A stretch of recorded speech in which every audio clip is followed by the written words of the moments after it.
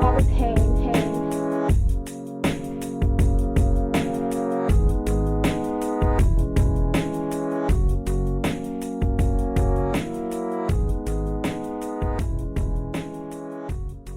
Hey Crime Salad listeners, welcome back to another episode of Crime Salad, where we serve you a healthy portion of fresh true crime stories. And we're your hosts, Ashley and Ricky.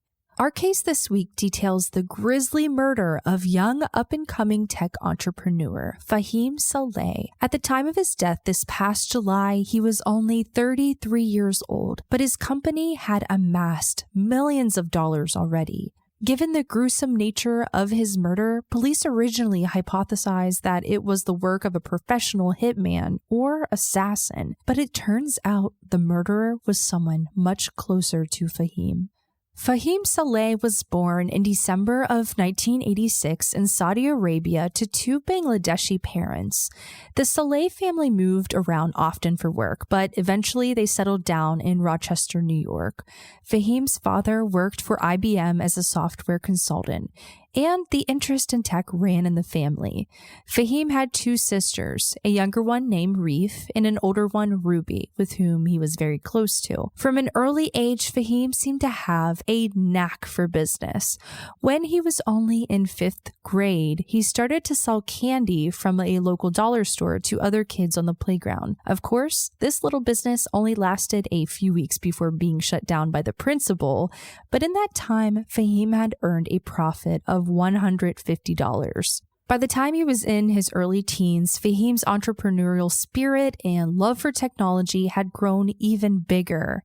From his parents' home in upstate New York, Fahim started to learn how to use computer code and would build various websites and apps. His most successful project during these early years was a company called Whiz Teen Incorporated, which he made more than $400,000. And Fahim hadn't even graduated high school yet. It's surprising to imagine a kid so successful at creating and running his own company before he's even 18 years old. But according to the Saleh family, it was just who Fahim was. Ruby, his sister, remembers days when he would get so lost in his work that he wouldn't even realize that he had missed both lunch and dinner.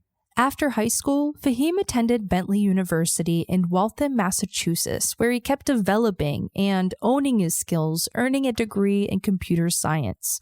After high school, Fahim attended Bentley University in Waltham, Massachusetts, where he kept developing and owning his skills, earning a degree in computer science and engineering. When he graduated from college, despite his success with previous companies, Fahim didn't receive job offers that really excited him or fit with what he was really looking for. Rather than settling, Fahim decided to create his own company and began building the career that he really wanted. By 2010, Fahim had started a company called Tap Fury, which developed a super popular app called Prank Dial. Initially, Prank Dial had a limited set of prank call scenarios voiced by Fahim himself that users could pick from.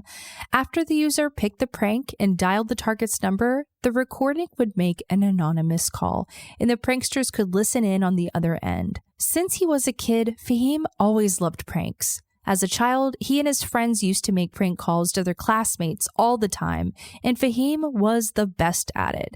After traction on the site picked up, Fahim began dedicating all of his time to his app, enlisting other programmers and developers. Together, they created an iOS app which quickly became one of the top 10 apps for its category. They also developed a token system where users could buy access to calls and other exclusive features. Over the next few years, Prank Dial was estimated to be worth a $10 million business. Fahim was making about $2 million a year through his project alone. Though Fahim was making a lot of money and continuing to grow Prank Dial, not everyone was happy with the app. In 2015, Kirk Eady, the deputy director of Hudson County Correctional Facility, was arrested and sentenced to 21 months in prison in 2015 for illegally wiretapping his employees by using the Prank Dial app.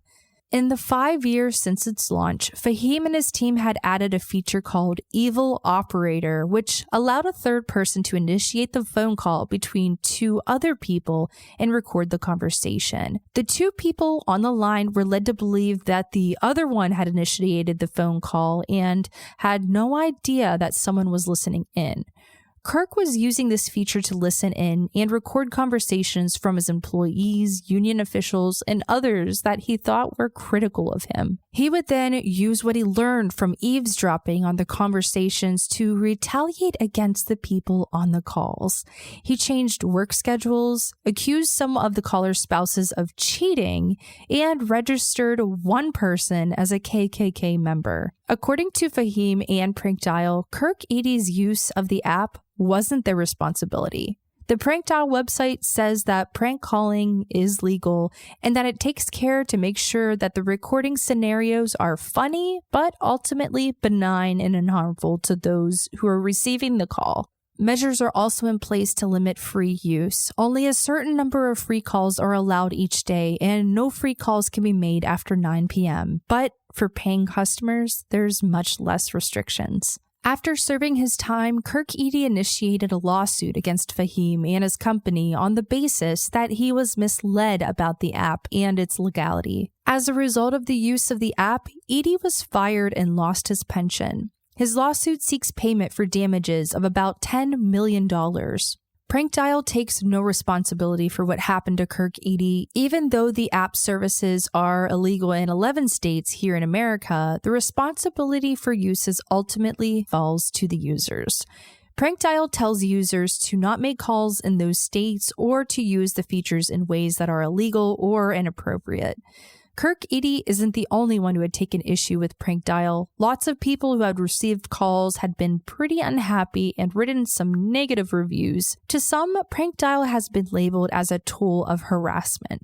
Despite the many ways it's been used for problematic means, Prank Dial is still available and used today. Even with ongoing lawsuits and the continued popularity of Prank Dial, Fahim wasn't done creating and building his tech empire. This time, he focused his efforts outside of the United States and on projects for improved public good. He developed Pathio, a motorcycle ride-sharing service in Bangladesh that was valued at $100 million. By 2015, it was one of the fastest-growing startups in Asia. He built off the success and founded Gokada, a company with a similar premise, but based in Nigeria.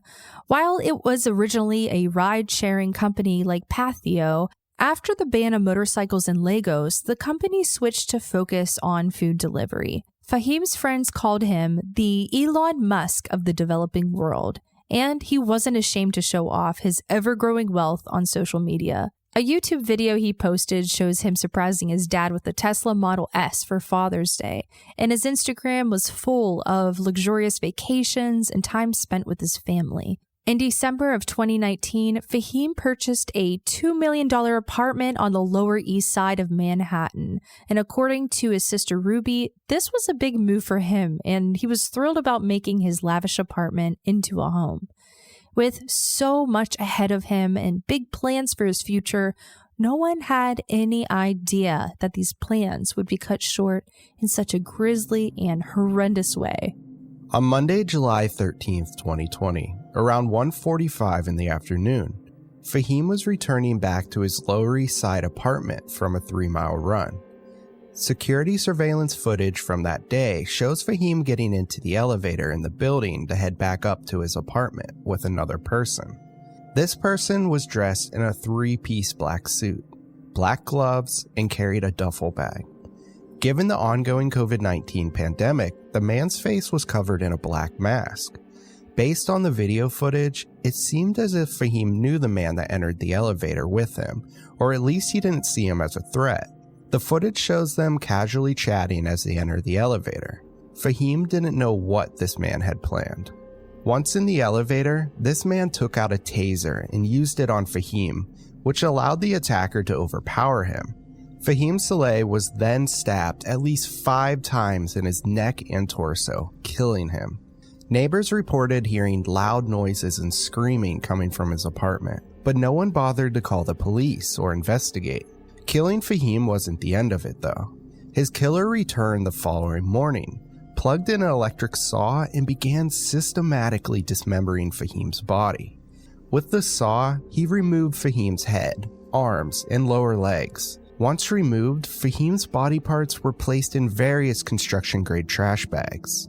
After dismembering Fahim's body, the killer began the process of cleaning up the bloody and violent mess that he made. At this point, it had been over 24 hours since anyone had seen Fahim. Given his large profile and his close-knit family, they began to feel concerned and wanted to make sure that he was okay. One of Fahim's cousins decided to drop by to check on him. When she arrived at his apartment building, she called from the lobby, but no one answered, so she headed up the elevator. She had no idea that Fahim's killer was still in there. Hearing the door open, it's assumed that the murderer abandoned his plan to dispose of the body and fled from the scene. He was able to escape through a side service entrance and down a staircase. Fahim's cousin had entered into a traumatic nightmare. She saw her cousin in parts scattered around the room. The electric saw was still plugged in. Plastic bags were filled with bloody body parts. When the police arrived, their initial thought was they were dealing with a professional assassination, a hitman who hadn't had the time to finish the job. At the scene, the police found the murder weapon and the taser used to subdue Fahim. Additionally, they found a Makita saw with 2 batteries, blue gloves, scissors, various cleaning supplies like towels, 2 gallons of disinfectant, 9 sponges, and a magic eraser. Whoever had killed Fahim Saleh had come prepared to dispose of the body and had hoped to get away with this. This killer had a plan. According to police, the scene looked like it was the beginnings of a professional murder. Initially given Fahim's public profile and lawsuits from Prank Dial, investigators considered that someone might have hired a hitman to take out Fahim. After all, there were plenty who were upset with Fahim and his company for handling their complaints about Prank Dial. As the investigation got underway, they realized that they were dealing with anything but. Fahim's murderer was hiding in plain sight and leaving a trail of evidence behind him. Investigators found anti-felon identification cards, which are small colorful tags that look like confetti with serial numbers on them, and they're released when a stun gun is used. The serial numbers on these little identification cards said that the person who used the taser that incapacitated Fahim belonged to a 21-year-old man named Tyrese Hapsel. Tyrese was from Long Island and was as enthusiastic about computer science, business, and the future of tech just like Fahim. In high school, he won awards for web design, and according to reports, he had started working with Fahim and his company when he was only 16. He continued to work with him as he enrolled in Hofstra University. Tyrese's role was Fahim's personal assistant, and he did a variety of jobs from walking the dog to managing some of Fahim's finances. And he was paid well for his work. Tyrese was using this money to pay off his debts he had with other family members. Though he had spent much time with Fahim, Tyrese in the months before the murder was fired from his job as a personal assistant. According to those familiar with Tyrese and Fahim, Tyrese had stolen over $90,000 from Fahim and his company while working for him. Rather than going to the police, Fahim had offered a way for Tyrese to pay and work off the debt through a payment plan. This didn't appease Tyrese, and police believed that this financial situation was motive for committing this murder. After finding Tyrese's identification card at Fahim's apartment, they quickly began looking into his actions over the days following the murder. At 9:30 in the morning, the day after Fahim was last seen going up into the elevator, Tyrese's credit card was used at a Home Depot just blocks away from Fahim's apartment building. Store records confirmed by security camera footage showed that Tyrese purchased an electric saw and cleaning supplies. His credit card history showed that he had used Uber to travel back and forth from Fahim's apartment building multiple times on the day of the murder and the morning after. Between the taser evidence, matching power tools, and Uber receipts, it seemed that evidence was clear. Tyrese Haspel was responsible for Fahim's death. A warrant went out to try to find Tyrese. He wasn't at his apartment, but in a storage unit, they found Duraflame logs, lighter fluid, tiki torch fuel, WD-40, and matches, which suggests that after dismembering Fahim, perhaps he was planning on burning the remains. Despite having just committed a horrible murder, investigators who tracked Tyrese's movement found him going about his day as normal. After fleeing from the apartment when Fahim's cousin arrived, Tyrese headed to a rented Airbnb less than a mile away with a monthly cost of $18,000. That Wednesday night, after he spent the morning dismembering his former boss's body, he was seen leaving the rented apartment to pick up 2 large gold foil balloons with the number 22. Apparently, it was his girlfriend's 22nd birthday that day.